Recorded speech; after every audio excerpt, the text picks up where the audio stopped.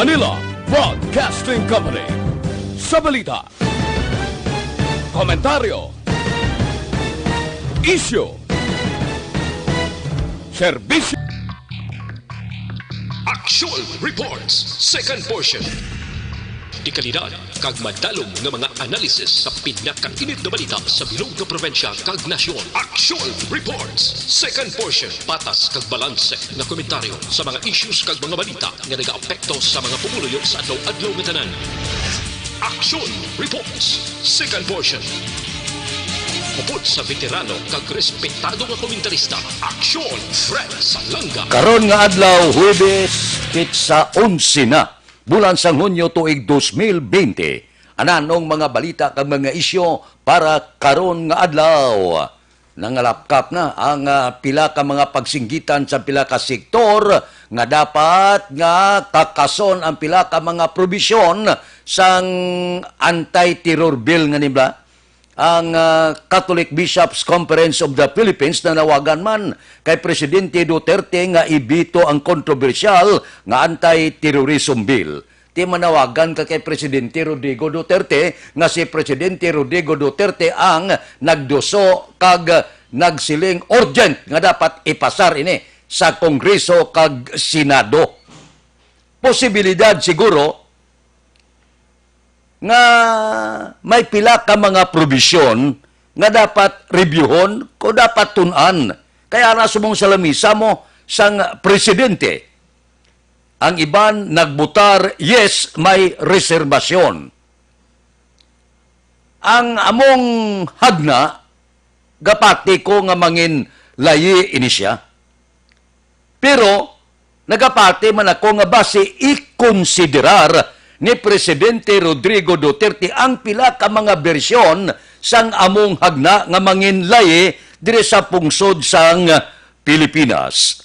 Labi na gid ining isa ka probisyon sa among hagna nga naghatag poder sa militar kag mga law enforcement agent, pila ka mga ahensya sang gobyerno sa Armadang Kusog sang Pilipinas nga pwede pamatian, basahon ang mga pribado nga komunikasyon nga ginasuspitsuhan terorista. Wiretapping bala. Pwede mo ma-wiretap ang mga pagsugilanon sa ginadua-duaan nga mga personalidad nga mga terorista. Ini may jutay nga kadilikaduhan ini. May lang kung terorista, kay okay lang. Kung terorista giman siya, dapat gidman nga bantayan siya, kag dapat gima para sa akon i-wiretap kung anong sugilano nila kung matuod siya nga terorista. Ang hindi lang maayo nga base kung suspitsado pa lang kag i-wiretap mo ang iya personal nga komunikasyon sa iya pamilya kag iban pa nga kabyanan, dire iya daw naglapas ikaw sa aton sini nga kasuguan sa aton lahi kag konstitusyon. May mga probisyon niya nga daw mabulubugat. Kag kung mabulubugat ang mga bersyon nga ni, dapat i-explicar ini sa publiko. Ang pagdakop nga wala sang warrant, dapat man siling kahapon nga ipatag. Ano ang kabukusan sa bersyon sining anti-terror bill nga ni? Isa-isahon nga ipatag sa tao nga hindi sini malapas ang iya kinamatarong. Amoy na ko nga madamo sa mga sektor ang nagapamalabag kag pati ang CBCP kasinggitan nga ibito ini sang presidente. Hindi ini mabito sang presidente kay siya gani nagsiling sa Kongreso kag Senado urgent nga dapat ipasar kay nuan niya bilang layi sang pungsod. Posible may pila ka mga bersyon nga ikonsiderar sang presidente nga daw sobra naman nga daw nagapamatuod nga nakatapak matuod sa kinamatarong sang pumuluyo. Labi na gid sa pribado nga pagpangabuhi kung i-wiretap mo siya kag suspitsado pa lang. Kung confirmed man nga terorista, no problem. Pero kung suspitsado pa lang nga i-wiretap mo, pamatian mo yang tanan nga mga kung ano man nga ginasugilanon sa pamilya kag personal sang among personalidad, inaya sigurado naglapas ikaw sa kinamatarong sang isa ka individual. Aksyon Radio Philippine Standard Time, las 6:40. Mabalik kami pagkatapos ini. Good morning, kaibigan. May gusto sana akong ipakilala sa'yo. Pampagising ko. Life Extension Coffee Mix with Vitamin D3 na may reishi mushroom at mangosteen fruit extract. Siguradong magugustuhan mo. Masarap na, healthy pa. Samahan mo ko. Kape tayo. Astig sa sarap. Life Extension Coffee.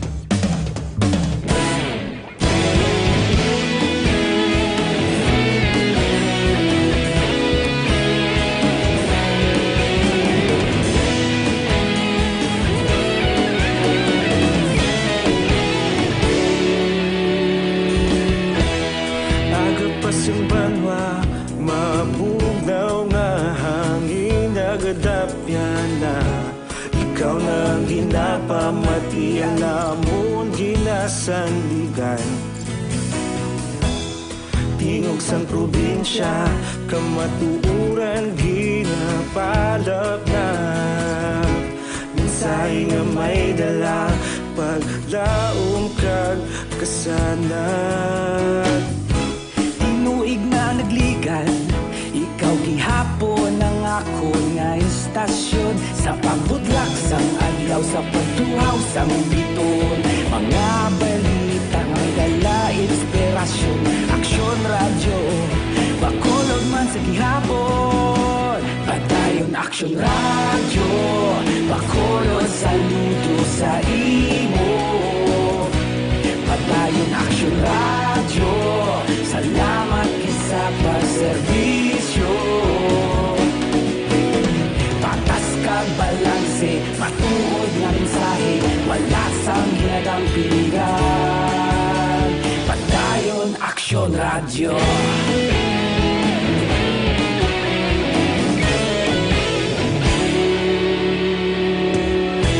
Pagkulon yun kag negosanon, inyong nga pamatian. Stasyon nga nagapalaplag sang kamatuuran. Mabakod nga prinsipyo, reporter handa sa serbisyo. Kahapon, karon kag sa gihapon, kita magapadayon. Tinuig na nagligan, ikaw gihapon ang ako nga istasyon. Sa pagbutlak sang adlaw, sa pagtuhaw sang biton.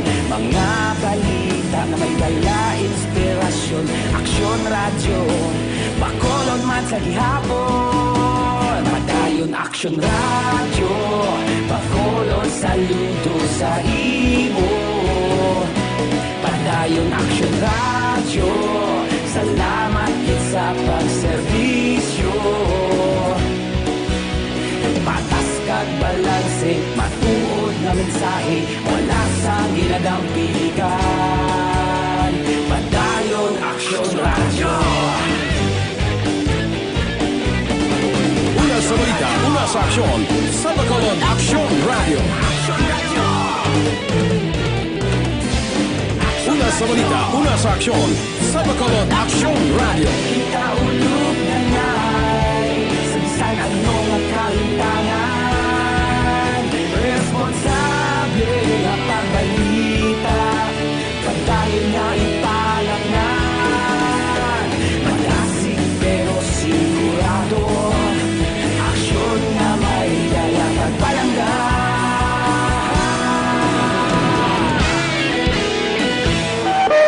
Aksyon Radio Philippine Standard Time, las 6:45 na. Panawagan sa pumuluyo, subong na. Hindi magpasayang-sayang, kinahanglan mabakod ng lawas, kinahanglan proteksjonanta ang aton kaugalingon sa hindi makita nga kaway ang COVID-19.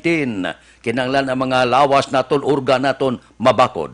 Sini nga panahon kinahanglan ta na ang DTX 500. Nga aman, ining DTX 500, amo ini siya, ang nagatinlo sa atong dugo kag atay. Mga panakot niya, batok sa mga pagtubo sa balatian, kanser, kag iban pa. Kung may mataas nga kolesterol, mataas nga blood sugar, kinahanglan manaton ang DTX 500. kung mabakod ng lawas, mabakod ng mga organ naton, hindi kita dali-dali tapikan balatian. Himuang nga batasan ang pag-inom sang DTX 500 adlaw-adlaw nga tanan. Ang DTX 500 mabakal na pagi sa online kag pwede ma-deliver sa tag sa ninyo ka mga puluyan pagi sa www.kalusuganyan.ph o kon Kalusuganyan Facebook page. Action Radio Philippine Standard Time, las 6:46 pungkuana sa mga opisyal sang syudad sa Bacolod ang pagpanguna sang alkalde sang syudad Mayor Bing Leonardia. Ilahambalan, ilatunan halin sang Hunyo 1 tubtob sa palabuton nga Hunyo 15. O kon ining bulan nga ginpaidalom kita sa Modified General Community Quarantine. Kahapon, suno kay Konsyal Archie Baribar, ang chairman sa exit planning team sang syudad, wala pa sang kapaturan kung anong matabo sa syudad pagkatapos nga magtakop na sa Pitsa 15 ang Modified General Community Quarantine. Pugkuan ini sa mga opisyal, i-assist nilang kahimtangan sa Bacolod, halin sa Hunyo 1, tubtob matapos ini sa Hunyo 15. Kung pamatian ta, si Konsyal Archie Baribar, siling niya, pagkatapos ining Modified General Community Quarantine, posible ipadalom sa new normal. Na hindi ko kaintindi, bala siningin at mawag nga new normal mo. New normal. Nakapati ko yung mintras tanto nga wala pa sang vaccine, wala pa sang bulong ining COVID-19, wala iya sang normal nga pagpangabuhi nga matabo sa bugos nga pungsod Pilipinas. Basta nga wala bulong, hindi mangin normal ang aton kahimtangan. Amo na siling ko, wala sa matabo nga normal para sa ako na, personal ha, paano ka kabalik sa normal nga pagpangabuhi kung nagapadayon nga nagalapta ang COVID-19. Hindi ini pwede nga mangin normal ikaw.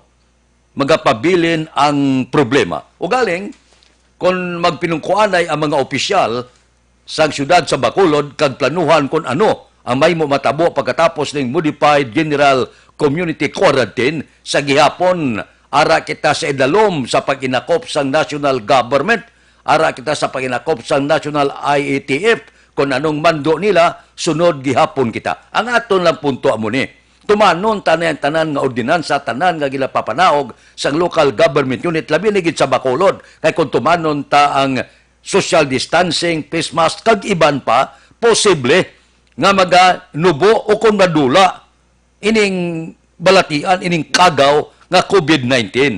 Kag kung madula siya total sa Bacolod, di makasiling kita balik new normal ang aton kaimtangan sa Bacolod.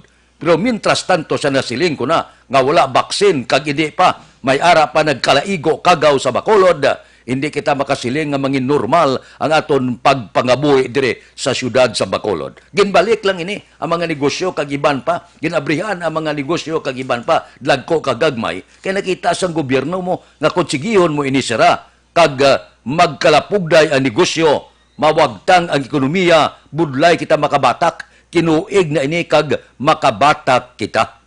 Ibisan video, dulo delikado amat-amat ka pagbukas sa mga negosyo para mauli-ulian man ang unemployment, na mauli-ulian man ang pila ka mga kapirdihan sang mga negosyante.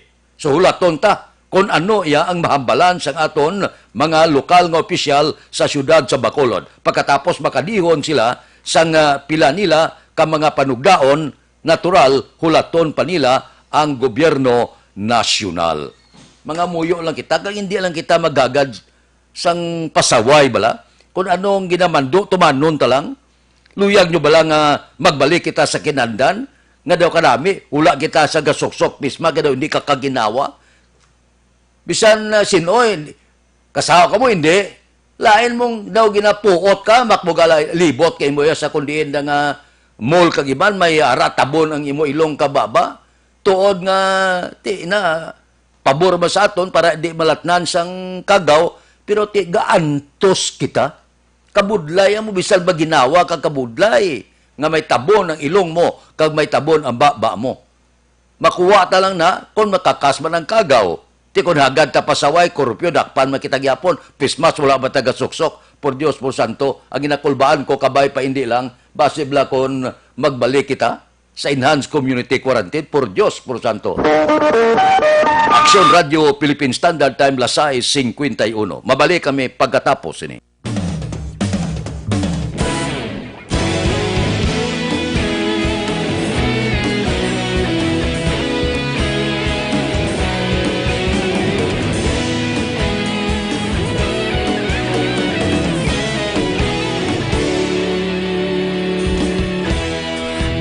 Simbanwa, mabugnaw nga hangin nagadapyan na ikaw nang ginapamatian namon ginasanligan. Tingog sang probinsya, kamatuuran ginapalap na minsay nga may dala, paglaom kag kasanat. Tinuig na nagligan, ikaw gihapon ang ako nga istasyon. Sa pagbudlak sang adlaw, sa pagtuhaw sang biton, mga balita nga dala inspirasyon. Aksyon radyo, bakolod man sa gihapon. Padayon aksyon radyo, bakolod saludo sa imo. Padayon aksyon radyo, salamat sa pagserbisyo. Patas kag balanse, matuod nga mensahe, wala sang hinagang piligan. Padayon aksyon radyo.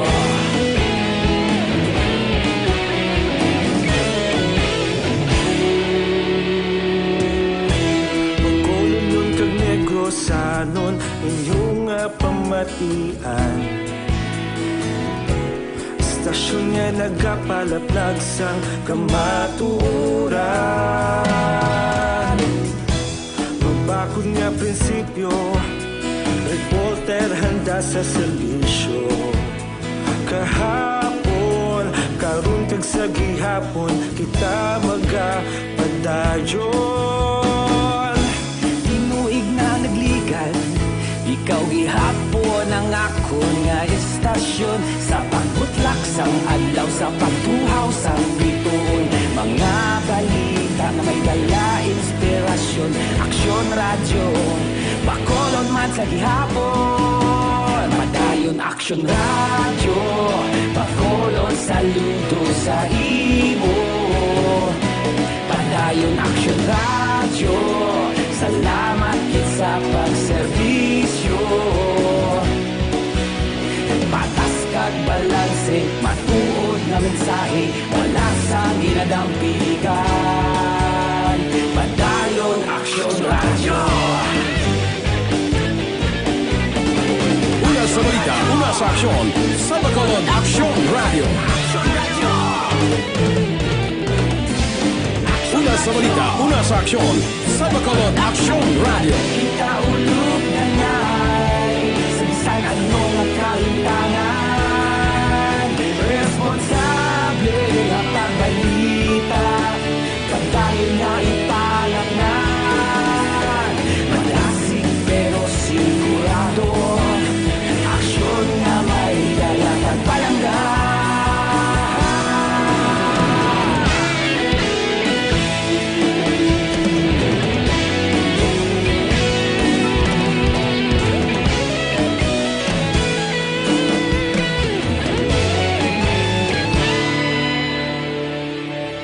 Padayon aksyon radyo, bakolod saludo sa imo.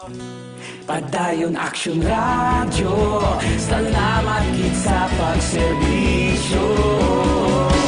Padayon aksyon radyo, bakolod saludo sa imo. Padayon aksyon radyo, salamat kit sa pagserbisyo. Patas kag balanse, matuod nga mensahe, wala sang ginadampigan. Padayon aksyon radyo. Aksyon Radio Philippine Standard Time, lasay 55 na. Si Senate President Vicente Soto, siling niya, abi, sa mga eskwelahan da, pasunaid man kita, patuman makamo sang tawag nga tuition payment scheme. Mapahagan-hagan man niya ang palasanon sa ginikanan. Apektado kita tanan sa pandemic COVID-19. Dumaayo man ipanawagan sang presidente sang Senado nga ang mga eskwelahan magbaton lang ng installment lang nga pagbayad sa tuition kag iban pagid nga mga balaran sa eskwelahan. Wala ya problema sa mga public ining mga eskwelahan ya sa dalom sang gobyerno nga iyaya sang estado bala kiti wala iya bayad. Ang mga pribado nga bulutuan amo ining problema. Ug galing ti nanda naman na bisan ano ta nga panawagan kada tuig gasaka giman niya ang balaran sa pribado nga bulutuan. Ti ambot kung masugot ini sila. Kabudlay mo, mga ginikanan, iban gahilibi mo, ang kabataan, iban makaluluoy. Subong nga mga private schools, kung hindi ka makabayad tuition mo, hindi ka gigko exam niya. May sino pa mangkuton mo diri sa Bacolod, sa mga private schools? Maluoy ka sa estudyanteng, iban nga di makasarang ang ginikanan mo. Ang iban nga kwa exam, ang iban niya nga estudyanteng, hindi makasarang, arasagwa. Gapamusi-musi sa ila kalimutaw, makaluluoy ang kaimtangan. Hindi ka gidya ka kwa exam kung hindi ka kabayad mo. Doon na imo commercialized education sa mga private schools. Wala matagabasol sa mga pribado nga bulutuan, ha? Kaya may kinanglan man lang kwarta mo. May balayran masla sa manunudlo. May balayran masla sa magamit nga ginabakal nila. Renovation sa eskwelahan. Okay na ya. Di galing mo ni ka imposible bla, manawagan sang presidente sa Senado nga staggered mo o installment mo. Hindi gani ka kwa exam kabataan nga wala ka bayad tuition, ini pa. Di, mabudla ini. Kaya sabay di ka nakapilit sila, kaya ti privado sila mong negosyo ina ang ila siniya nga buluto. Alin sa una ya, sang taga isak gatos ka tuig nagligad to nga mga eskwelahan sang Katoliko libre, iya sa pare kag badde. Ti bisan nga di subong ang iya sa pare kag badde nga mga bulutuan may bayad na. Amo na bla, kabudlay oo. Pero wala tagila siling nga ginapakamalaot ining mga bulutuan. Ila man na iya kinamatarong kiti. Negosyo na iya mo. Alang-alang manegosyo ka perde. Di mo na siling kublay ni panawagan sang presidente sang Senado da mabudlay ini nga matuman. Mabudlay nga matuman kay ako ya saksi kus na mo. Ang kabataan ga lalain ka sang hala suyod sang kwarta para ibayad sa tuition para kakwa exam lang. Kay di kaya kakwa exam kabataan mo. Kundi ka bayad, pamusi-musi sa kalimutaw la sagwa. Makaluluoy, tiyanom mo na, kay mo ng pulisaya sa mga private schools. Ay, wala lang ta kapakot kung wala lang ta kabalo kung matuman ini ang pangabay mo lang mo. Sang presidente sa Senado, posible guro base si Presidente Rodrigo Duterte ang mangabay base pamanang. No? Kasi Presidente Duterte kung mangabay siya, kung hindi ka magtuman niya, ti okay. Hindi ka magtuman, pasirahan ta ka. Ay, Klein. Aksyon Radio Philippine Standard Time, lasay 59. Mabalik kami pagkatapos ini. Sa dinami-dami ng usapin ngayon tungkol sa COVID-19, nangingibabaw ang tanong tungkol sa expanded testing. Ano nga ba ang expanded testing? Bago natin sagutin ito, mahalaga munang malaman natin kung ano ang confirmatory test para sa sakit na COVID-19.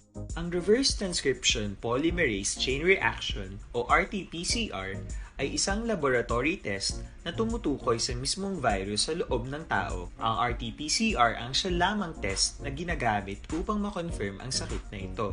Kaya nitong alamin kung may virus na sa katawan ng isang tao bago pa man lumabas ang sintomas. Kaya naman sa ating expanded testing, RT-PCR ang ginagamit natin ngayon. Hindi ito katulad ng Rapid Antibody-Based Tests o RATs na tumutukoy lamang ng antibodies sa katawan.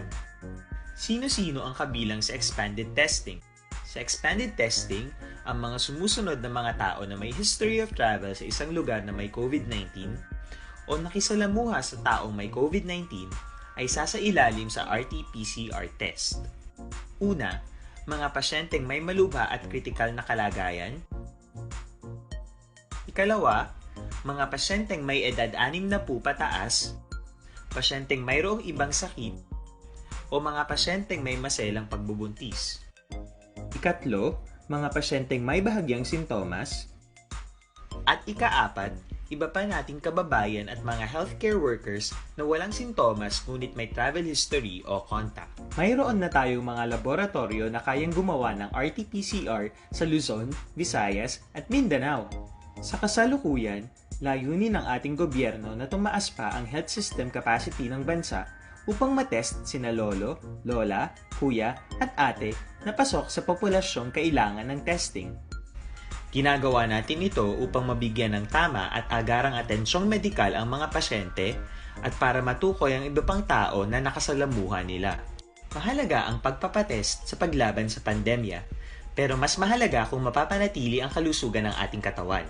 Mas mainam kung lalabanan natin to ng sama-sama. Ika nga, prevention is better than cure. Mag-exercise, kumain ng tama, practice cough etiquette, sundin ang 1 meter rule sa physical distancing, maghugas ng kamay, at higit sa lahat, kung maaari ay magstay at home. Samahan kami sa susunod na video para malaman ang kaibahan ng RT-PCR sa RATs.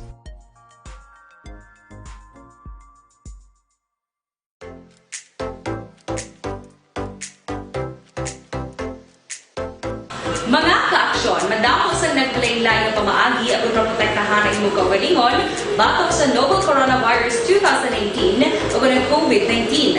Isa sa mga pinaka-importante ang regular, safe, and effective hand hygiene gamit ang habon kag tubig o ng alcohol-based hand rub. Yan ang proseso sa paghugas ng gamot na rekomendado sa World Health Organization.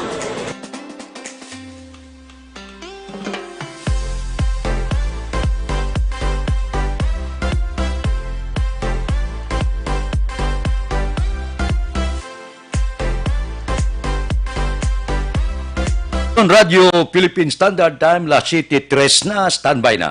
Sa aton Aksyon Balita, Morning Edition, liwat magad dulong sa aton sa mga balita lokal, national, international, sports, kag artista. Upod kita, kay Aksyon Boy Duran, kag Aksyon Edian Aboso, Aksyon Fred Salanga, una sa balita, una sa aksyon, sa Bacolod, Aksyon Radio.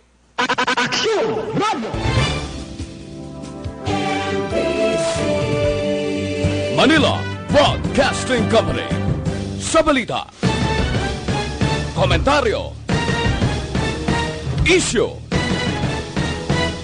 serbisyo publiko. Sa Bacolod,